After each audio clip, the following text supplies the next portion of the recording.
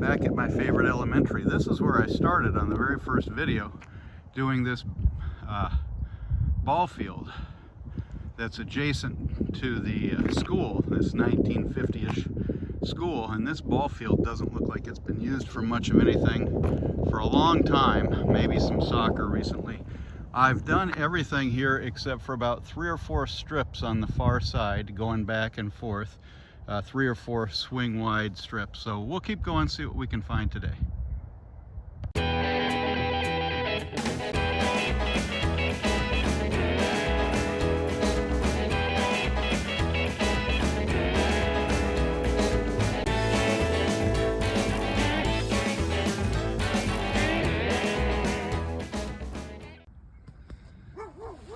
Well, I don't know what that is.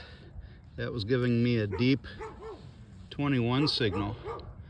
Maybe an old facing of a clock or an old facing of a thermostat or something. I don't know. Put it in my pocket and keep going. Well, this is an almost not quite, and it was jumpy from 10 to 13, mostly 11s. As I said, an almost but not quite 1940 Jefferson nickel. Just above a buff and just below a war nickel. Oh well, let's keep going. All right, this is why it's always important to recheck the hole. That's right to the side of where I just pulled that 1940 Jefferson nickel, which is probably why the signal was so bouncy. Let's dig this together, see what we can find.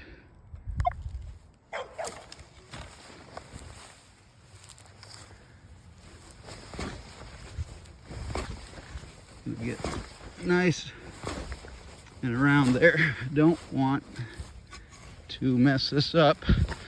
I'm hoping it's a silver quarter. I have not had one of those yet this year. I've had 2 silver halves and a whole bunch of silver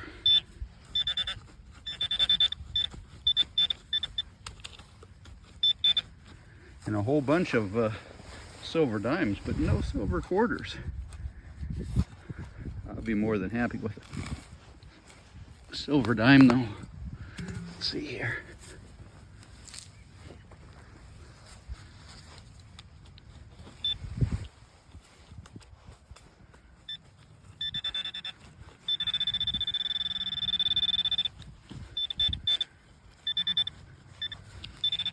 Well, maybe it's over there. All right. Awfully hard to do this. Like that. All right, like I said, this is such a good signal. I don't...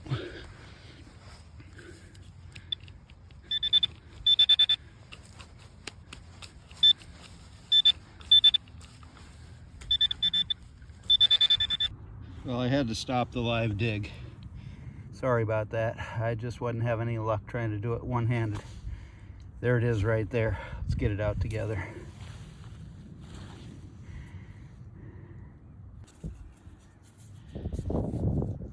It's a Rosie. Silver number 32 on the year. It's a 1956. So there you go. Silver in the hole. Gotta love it. Well, and this is why you got to dig them no matter what. Just about a foot right there. Right there's my last hole. That was a solid 13 and it was Canslaw. A foot over to the side, a solid 13. It's not Canslaw. It's an old button. So, a vintage button with some sort of a design. I can't really make it out here. Looks like it's got some writing on it. So I'll have to get it home and clean it up a little bit. Glad to have it though. Let's keep going. All right, this one was all over in the upper 20s, reaching as high as 30 once in a while, but it didn't really have that really high twang that you expect out of silver. So if I had to guess right now, I'd say wheat penny. Let's see if I'm right. because wheat pennies can kind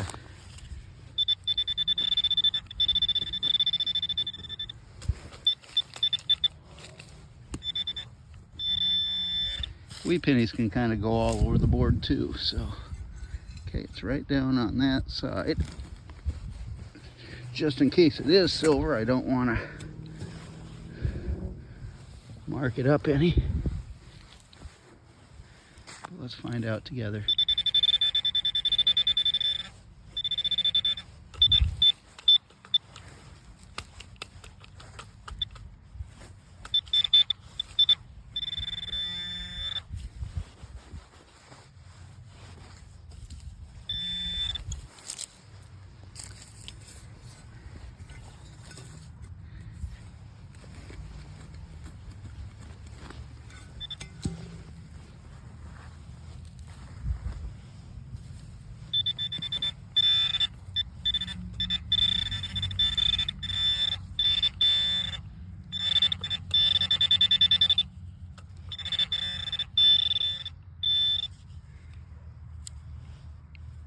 There it is.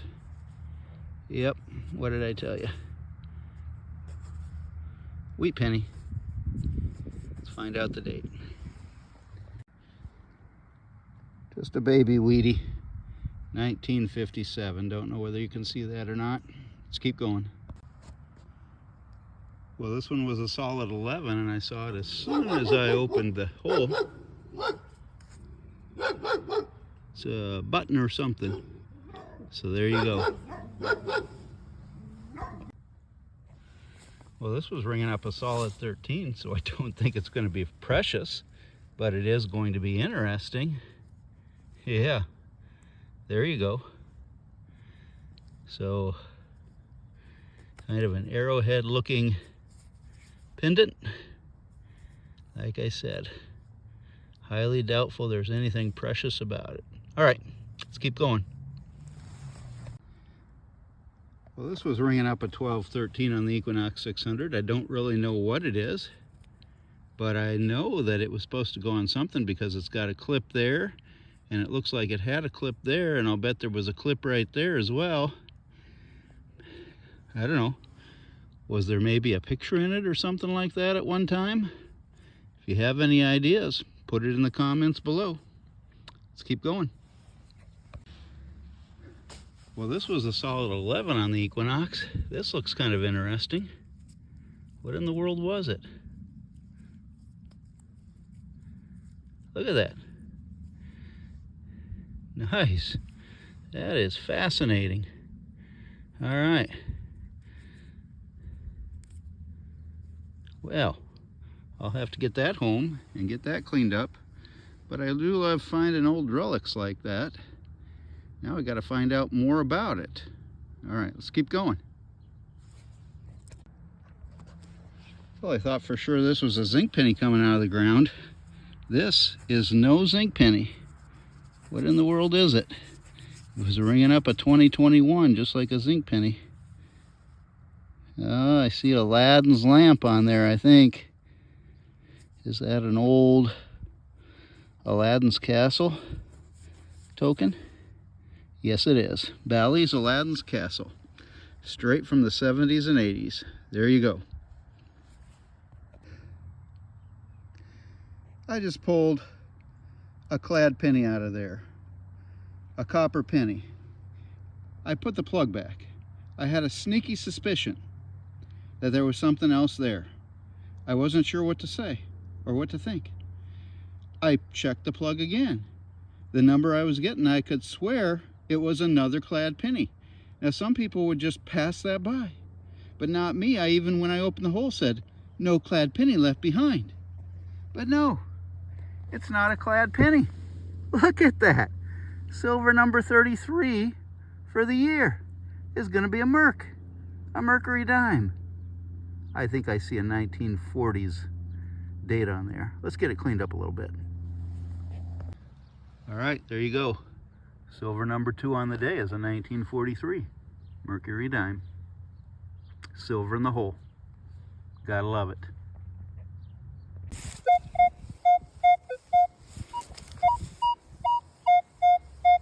But but I'm calling silver on this one, so we're gonna live dig it together.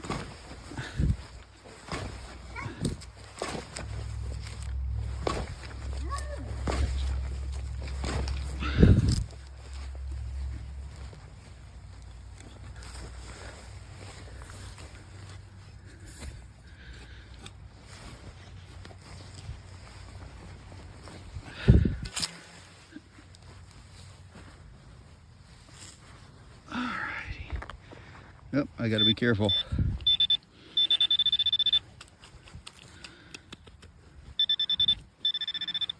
Gotta be careful gloveless because I see some broken glass coming out of the hole.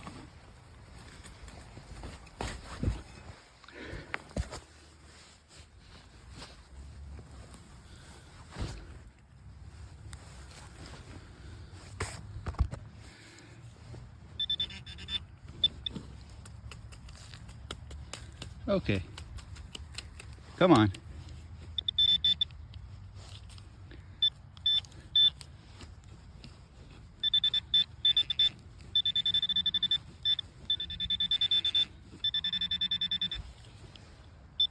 I give up. It's right over here by the broken glass all along. Where is it? And what is it?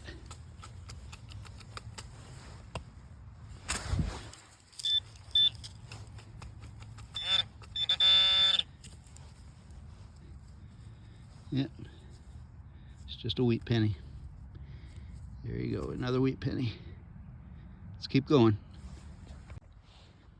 Well, I don't know, this was ringing up a really iffy, scratchy 2021, and I was thinking to myself, if anything, that's iron.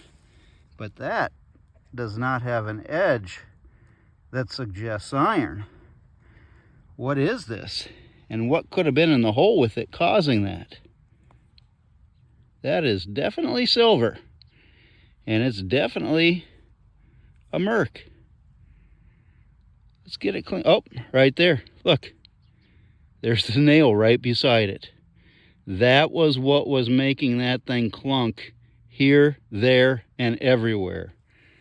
But thank you, Equinox 600, for sniffing out enough of a signal that I dug it. Let me get it cleaned up. All right, let me show you something here. There's the nail. There's the silver. 1942 Mercury dime. And this one has some nice detail on the back of it. All right, silver in the hole. Gotta love it. All right, I found the 3 silvers down in that corner, which is another thing. If you're gonna do a big field like this, the centers are usually already done and you gotta work the outer edges there. I came over here to do this end over here. I'm looking for anything old. This is my first older target, 1956 wheat penny. So that means you're on the right track. Let's keep going. Well, it's beginning to get dark here, folks, and I'm running out of steam. But when they talk about a clad ball, a coin ball, this is what they talk about. Well, there it is. I already cracked half of it. What is this? Is this another Wheatie?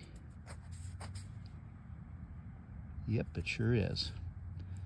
In a coin ball, and I had already cracked half of it, so I knew it was some sort of a penny. I didn't know that it was a Wheatie, but there you go. All right, here's the wrap up from today's hunt. That's all the trash. There are 63 pieces of trash, I do believe. Some of the more interesting trash, that lid there, salt shaker lid right there, the old clock piece right there. So, but as you can see, all of that trash. And now for the good stuff. All right, here's the good stuff from today's hunt. There's the 3 silvers, 42, 43, and 56.